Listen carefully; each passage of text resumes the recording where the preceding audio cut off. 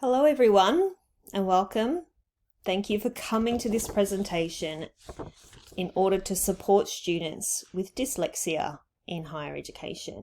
My name is Rachel Cauchi and once again, thanks for coming. As academic educators, we're all specialists in our field with years of study under our belts.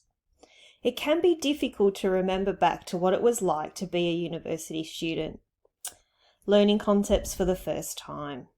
I think we can all remember the feeling of being overwhelmed with new ideas and inundated with readings. Take a minute now to think back. Now think about how you would feel starting a new degree and not being able to read. This is a challenge facing dyslexic students. And I can hear you say there in the background, I don't have any dyslexic students. Put up your hand if you actually think now that you can tell me the percentage of students that you would have that are dyslexic in your average lecture or tute class. Have a think, talk to the person next to you. What would be the average? Think about the amount of people in a tute hall, say 100 students sitting in front of us, engaged in their learning. How many of them would be dyslexic? Do you think not even one? Well, let's have a look. Can you guess how many there'll be? Well, I'm here to tell you that 1 in 5 students are dyslexic. And that's a lot of dyslexic students at a 200-seat lecture hall. Yes, the rate of prevalence may not be as high as in the general population because although dyslexia has nothing to do with intelligence, those with it are often reluctant to pursue a degree or pursue an education in higher ed. But they are still out there, and dyslexia is a lifelong condition that you don't grow out of. So, what is it? Let's talk a little bit about dyslexia for you now. Now, you'll have to forgive me. I am a primary school teacher, so you'll have to forgive me for the colourful graphics, but this is the best way that I can explain it to you. The International Dyslexia Association defines dyslexia as a specific learning disability, which is microbiological in origin, meaning that it is innate and cannot be acquired due to environmental factors alone. It is characterized by difficulty in decoding or reading words, which ultimately results in poor comprehension. And that definition has come from the International Dyslexia Association. To be able to read, we need to be able to break down words into their individual speech sounds. And this is under the umbrella of phonological awareness. And as you can see, under that huge umbrella of phonological awareness, we come to a subcategory of phonemic awareness. And now what phonemic awareness is the ability to have the conscious awareness of phonemes, which are the smallest sounds or smallest units of sound in a spoken word. And there are actually 44 phonemes in the English language, despite the fact that there are 26 letters. Have a look at these sounds.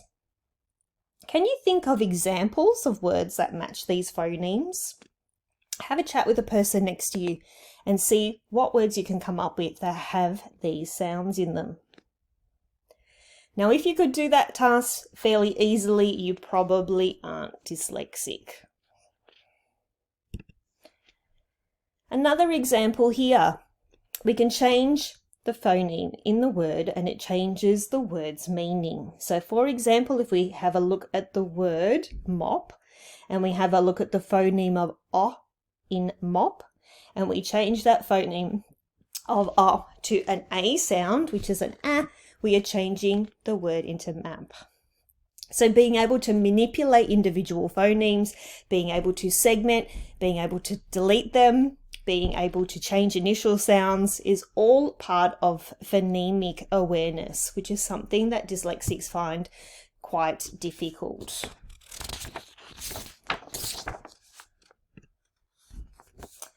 Let's have a look at the brain. Now, reading is quite a complex task, and it's not something that the brain was designed to do, unlike oral language. We have taken part of the brain that was designed to actually recognize faces, and we've redesigned it so that we can recognize words on a page. You think about how long we've been able to read for, it may be only in the last 100 years where reading has become this skill that was necessary to be able to navigate independently through life. Parts of the brain were actually used to recognize faces. Have a look at these brain scans and you can see a typical dyslexic's brain on the left-hand side, on the right-hand side, and how it's different from a neurotypical brain. So what does all of this mean? What does it mean for us as lecturers? What does it mean for us as professors in higher education? Well, this is what it means to individual students. Let's have a look at this Disability Discrimination Act of 1992. Now, a part of this, which comes under the Disability Standards of Education in 2005, the standards state the obligations of education and training providers is to ensure that students with disabilities are able to access and participate in education and training on the same basis as those without a disability. The key words we're going to come across here is the standards provide reasonable adjustments and alternative assessment arrangements to allow students to have equal access to academic courses and activities. So what are reasonable adjustments?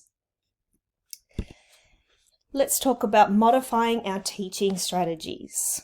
Now, I have asked some dyslexic students to see what their thoughts and views are on their tertiary experience and how they feel they could be better supported. Okay, the first one is Simon. I hate it when my lecturer hands out a reading and expects me to read it all in 10 minutes. I can barely get through the introduction in that time. Okay, so let's have a look at the accommodations we can make for this particular student. We are running the lecture. We need to understand that these expectations are unrealistic. Yes, so let's have a look at things like increasing the time. Think about how you can incorporate more visuals into your program. Can you incorporate things like mind maps, charts, diagrams, videos, audio recordings? Investigate ways in which learning can be conducted through ways that are not heavily reliant on text for knowledge. This is Tegan. Not all dyslexics are the same. Mine is mild, so I fly under the radar. We can't assume that everyone with dyslexia is the same. We need to check in with individual students and we need to be asking the questions. We can't assume that because one dyslexic student is fine and are happy with the accommodations that have been made, that it suits everybody. We have to check in with individual students to discuss their capabilities, ask questions, and also ask about things like comorbidities, because it's very highly likely that someone with dyslexia could also have something like ADHD. I hate it when lecturers jump around and they go with the content and then go off on a tangent before coming back to their original point. I just get lost, and that's Mitchell. What accommodations can we make? Have a chat to yourself and think about the content, how you plan your content. It needs to be logical. It needs to be sequential learning. We need to be able to build upon prior knowledge, and we need to be able to revisit concepts so that we're consolidating our learning. All right, let's talk about accommodations we can make for students. Dr. Firth conducted some brilliant research resulting in what she called the causal model, and this is an example of it here. It's a 3-level framework where we can see the connections between the biological, cognitive, and behavioural evidence of the specific learning disability. For example, the biological evidence could be that an individual is not able to read. However, the reason for this is not always clear-cut. There are a host of reasons for poor academic performance. Biological factors like genetics, the workings of the brain or neuroanatomical factors could also be concerns. So how does this relate to the classroom? How can we use this framework to understand making reasonable adjustments for our students in the classroom? Well, let's have a look at the La Trobe approach, which is where I am currently working. So on this side, we can see cognitive, which comes up in our 3-level framework, and it mentions things that our dyslexic students might be doing, like easily distracted. They might have difficulty comprehending certain communication styles, or difficulty planning new tasks or having changes to things. Over this side, we can make some reasonable adjustments, and if you would like me to send a copy of this to you so that you can make these adjustments in your classroom, I'm more than happy to do that for you. We can have things like one-on-one catch-ups with lecturers, audio recordings of classes, copies of notes provided a few days before are all great examples of reasonable adjustments. On this slide, we also have the behavioural and also the social interpersonal level.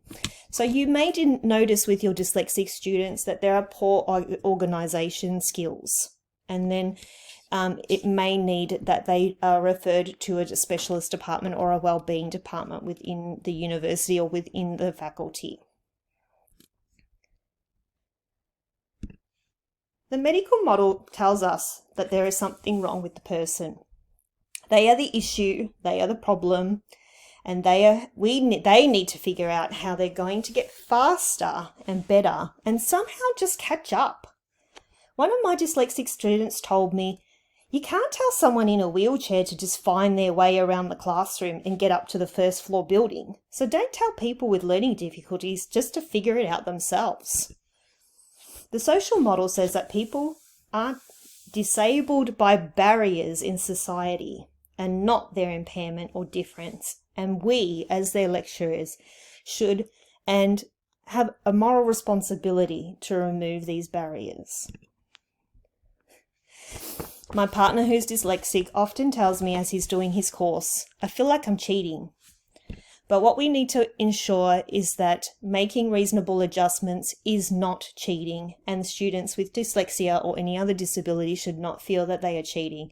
It is just making things fair and giving a true sense of equality. To wrap up this presentation, some key things that I'd like you to focus on is dyslexia is lifelong. It does not equate to low intelligence. And we as academic staff need to be here to support our students.